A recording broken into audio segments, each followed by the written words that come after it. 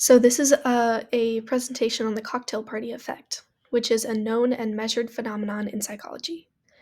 It was first introduced in 1953 and has been studied extensively since. Let's get into what it is, why it works, and some of the controversy surrounding it. Imagine you're at a crowded cocktail party. There are people all around you. You're having a conversation with someone on one side of the room, and filling the rest of the room are people that are speaking just as loudly. Can you hear what the people on the other side of the room are talking about? Could you repeat it back? No, right? You can't hear what they're saying in a crowded room. Maybe you could hear a few single words if you really focus, but you're having a conversation with someone else. You're distracted, it's loud, it's probably not happening. So, why did you turn around when you heard them say your name? There are a few theories about this. In early studies, it was thought that multiple auditory channels, in this example, conversations from the people around you, can be filtered out and ignored. Previous researchers thought that people could focus on one channel or conversation and avoid even processing the others.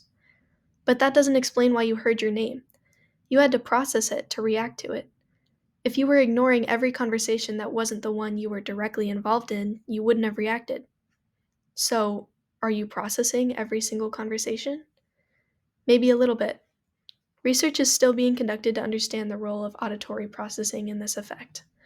A big part of that has to do with selective attention, which is the act of focusing attention on one stimulus and ignoring others.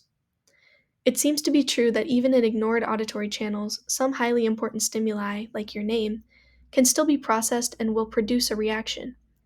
But to recognize the syllables that make up your name, wouldn't you have had to been paying a little bit of attention? Let's look at a study that tried to take a closer look at the processing of these ignored auditory channels.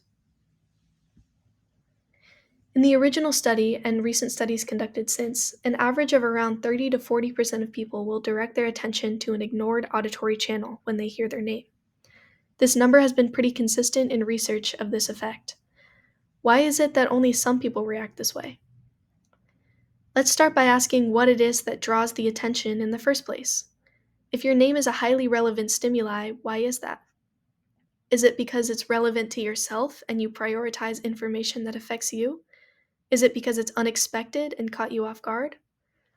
If the attention capturing aspect is that the stimulus is unexpected, what other ways can we get your attention?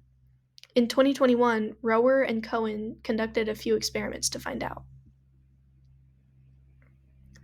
To answer these questions, Rower and Cohen conducted 3 experiments. The first was a task where the participant wore headphones with different streams of audio coming from each side. Both sides were recordings of short sentences, like, "There are so many clouds in the sky."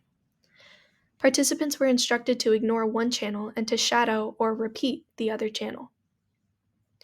In the ignored channel, the researchers included sentences with unexpected semantic errors, which basically means that the sentences had words that didn't make sense in them. Like, for example, "There were so many clouds in the error."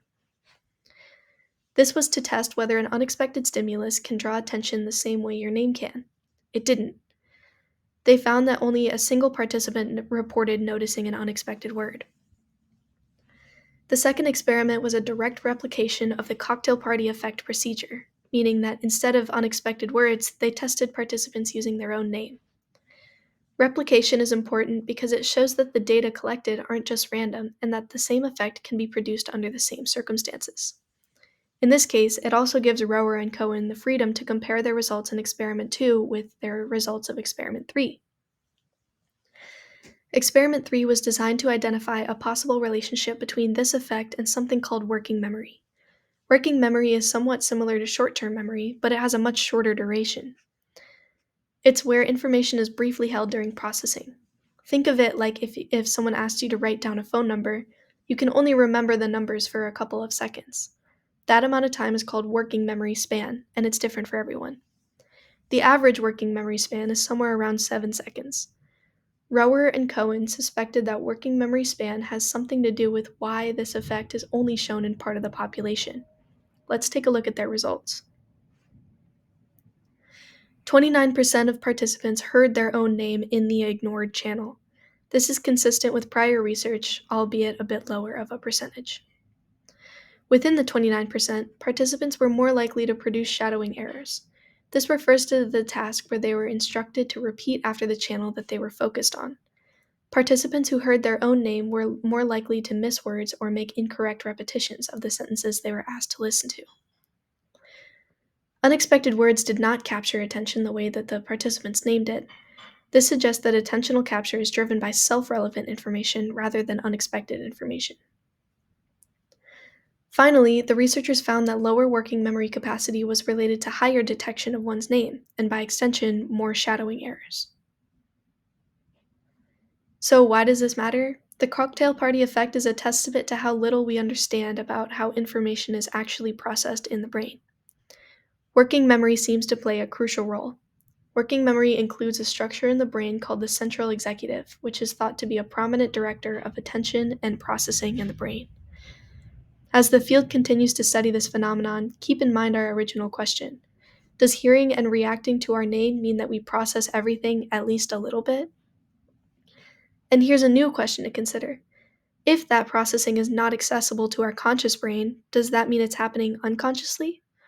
How many judgments on what stimuli are important are made in your brain without your knowledge or control? And here's my reference. Thank you.